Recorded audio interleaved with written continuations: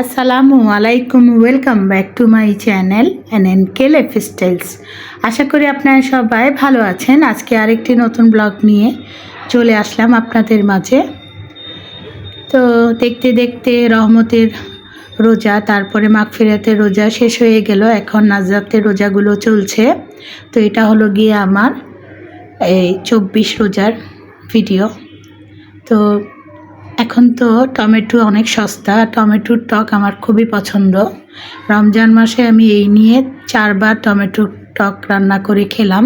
আজকেও কিন্তু টমেটোর টকটা রান্না করে নিলাম আর একটু আপনাদের সাথে শেয়ার করলাম। সেই সাথে আজকে টুকটাক করে অনেক কিছুই রান্না করেছি।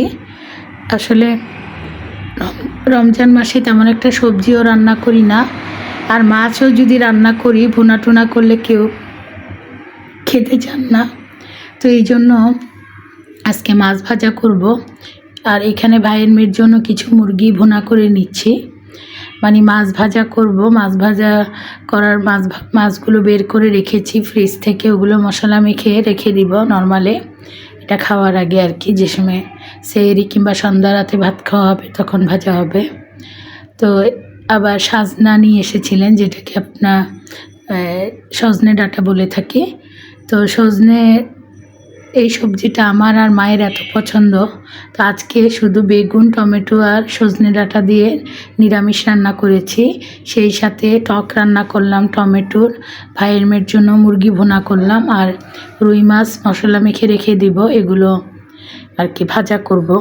তো টুকটাক করে অনেকগুলো রেসিপি আর কি আজকে করেছি। তো এই যে হলো আমার সজনে ডাঁটা আর টমেটো আর বেগুন দিয়ে নিরামিষের তরকারিটা।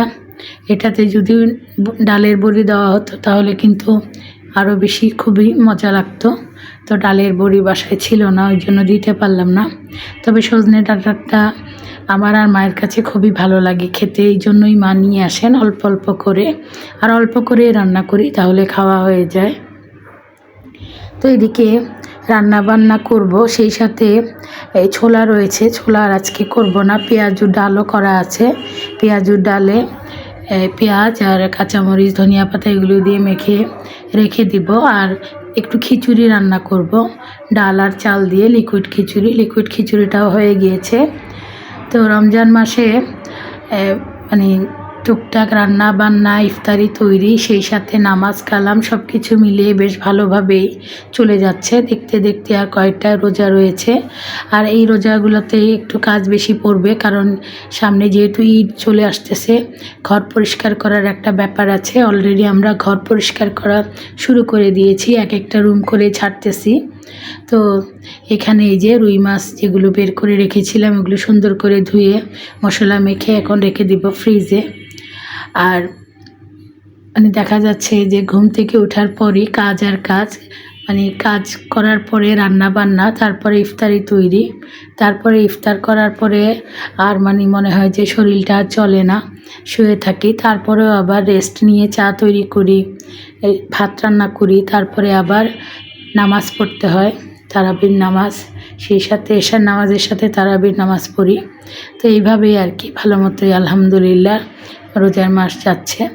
তো শুধু পেঁয়াজু ভাজা করব, সাথে শশা কেটে নিলাম। আজকে আর অন্য কোনো ভাজা পোড়া করব না, বেগুনিও তৈরি করব না, আলুর চপও তৈরি করব না, খুবই টায়ার্ড লাগছিল। তো কথাই আছে না, রিজিকে যদি আপনার একটা ভাজা পোড়া না অনেক ভাজা পোড়া থাকে তাহলে কিন্তু আপনি খাবেনই।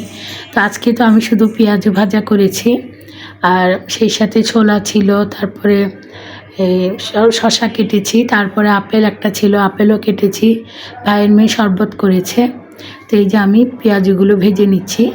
তো ইফতারের আগে ছোটো খালা আবার ইফতারি নিয়ে আসলেন ভাজা পোড়া, সেখানে ছিল বেগুনি, পেঁয়াজু, ডিম চপ, আলুর চপ, মানে যেটা ভাবছিলাম যে শুধু ভাজা পোড়ার মধ্যে পেঁয়াজু দিয়ে ইফতার করব, তো ওই যে রিজিকে ছিল, অটোমেটিকই চলে এসেছে অনেকগুলো ভাজা পোড়া। তো এটাও আপনাদের সাথে শেয়ার করব, ছোটো খালারা ইফতারি দিয়েছিলেন ওগুলো। তো সেদিন তো আমরাও আলহামদুলিল্লাহ আমাদের আশেপাশে যে কয়জন প্রতিবেশী ছিলেন ওনাদেরকেও তৈরি করে দিলাম। তো এই যে সবগুলো ইফতার নিয়ে রেডি হয়ে তারপরে আমরা টেবিলে বসে পড়লাম। আর এই যে খালারা ভাজা পোড়া দিলেন, সাথে জিলাপিও ছিল, সেই সাথে খেজুর, শসা, ছোলা সবই দিয়েছেন। আর তার সাথে আমাদেরও যা যা তৈরি করেছি ওগুলো নিয়ে আলহামদুলিল্লাহ সবাই মিলে ইফতার করে নিলাম।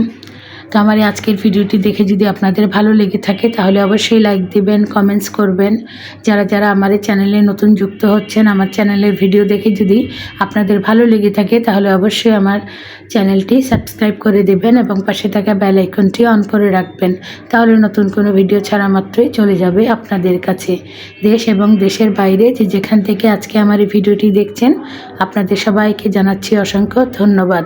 আজ তাহলে এ পর্যন্তই, দেখা হবে ইনশাল্লাহ পরের কোনো ভিডিওতে। আপনারা সবাই ভালো থাকবেন। আল্লাহ হাফেজ।